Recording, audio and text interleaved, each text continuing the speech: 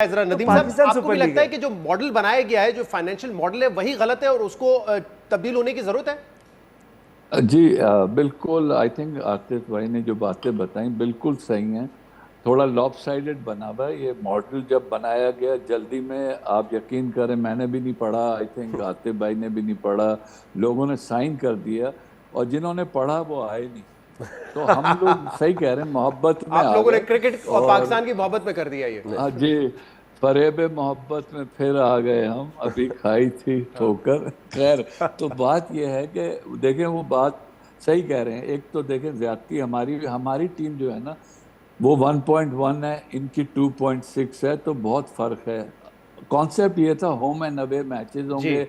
Get money Lahore की जो है वो लाहौर को जाएगी और गेट मनी कोयटा की है वो कोयटा लेके जाएगा। तो देखें, हम इसीलिए टीमें महंगी और सस्ती थी। सेकेंडली, शहर के एतबार से वो महंगी और सस्ती थी।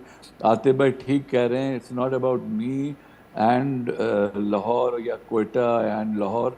It is about the financial model which should satisfy all 7 partners. देखिए, बात ये हो रही है कि जब PSL बनी थी, हमें ये बताया गया था कि 3 साल में आप प्रॉफिटेबिलिटी पे आ जाएंगे।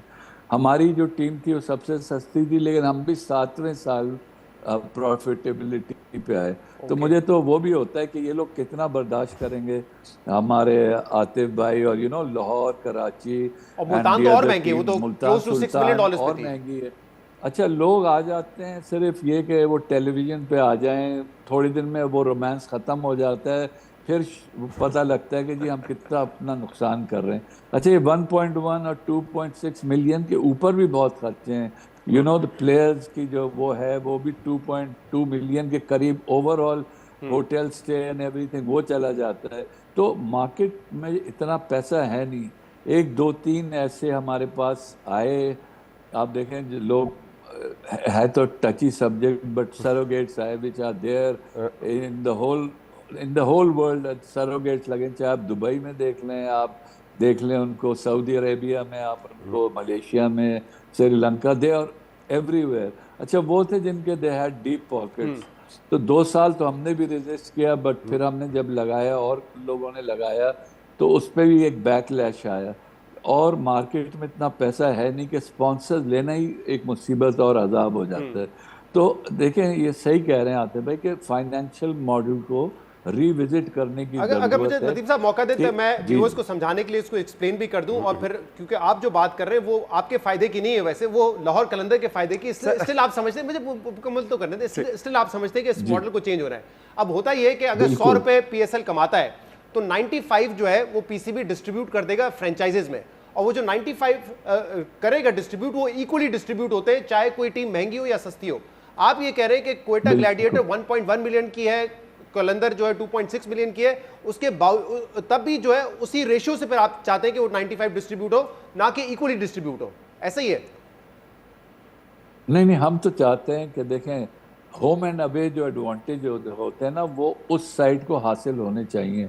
और अगर रेवेन्यू अर्निंग कैपेसिटी हम में ज़्यादा है या लाहौर में ज़्यादा है तो उनको उसका हिस्सा मिलना चाहिए। तो बिल्कुल ठीक बात कह रहे हैं समीन के। देखिए, आतिफ जो बात कह रहे थे कि इनकी महंगी टीम है, इनको रेवेन्यू कम मिल रहा है, बट आई थिंक हम लोग थोड़ा सा हमने नाइंसाफी कर दी इनके साथ और हम पूरा शेयर ले रहे हैं। लेकिन मॉडल ऐसे ही बन गया था। तो यही जो बात कह रहे हैं ना कि हम दोबारा से we sit down after 10 years and look at the model again, which is can create a win-win situation, सबके लिए बन जाए, पूरे पाकिस्तान के लिए बन जाए, जो लोग दूसरी टीमें आए उनके लिए भी बन जाए। मैं तो सिर्फ कहता हूँ हमें तो छोड़ दें, आप सिर्फ ये बताइए कि मुल्तान सुल्तान कैसे प्रॉफिटेबिलिटी में आएगी, मतलब how will they make profits. अगर वो बनाने लगेंगे तो हम सब बनाने लगेंगे। जाहिर सी बात है, क्योंकि उन्होंने ओवर 6 मिलियन जी स्पेंड किया। अच्छा, ये भी जो 100 रुपए की हम बात करें मिसाल के तौर पे, जिसमें से 95% फ्रेंचाइजेस को जाता है, उसमें टीवी राइट्स है, उसमें डिजिटल राइट्स है, उसमें गेट मनी है और उसमें स्पॉन्सर्स है इन स्टेडियम। वो सारा पैसा पहले PCB को जाता है, फिर वो डिवाइड होता है इनटू द फ्रेंचाइजेस। आप समझते हैं कि अगर जो ज्यादा महंगी फ्रेंचाइज आतिफ साहब उसको ज्यादा शेयर मिलना चाहिए, लेकिन दूसरा आर्ग्यूमेंट ये है कि आपने लाहौर ली तो वो ली भी तो इसलिए कि बड़े शहर है, स्पॉन्सरशिप के ज्यादा वहां पे अपॉर्चुनिटीज है ना। नहीं शहजाद भाई, जो नदीम भाई ने अभी बात की वो बिल्कुल ठीक है। ये आपको ना शख्सियत से ऊपर उठ के सोचना पड़ेगा। फॉरगेट अबाउट कि नदीम उमर है या आतिफ राना है या अबू बकर है या असलम है, तो brand it's Lahore and Karachi and Quetta and हाँ, मुल्तान, ठीक है। सो अब कहने का मकसद ये है कि वो क्यों महंगी है। लॉजिक होती है ना किसी चीज़ की कि कोयटा 1 की क्यों है और लाहौर 2 की क्यों है, बिकॉज लाहौर की पॉपुलेशन ज़्यादा है, लाहौर का स्टेडियम बड़ा है। इसका मतलब है कि लाहौर में जो रिसीट आनी चाहिए वो लाहौर को आनी चाहिए।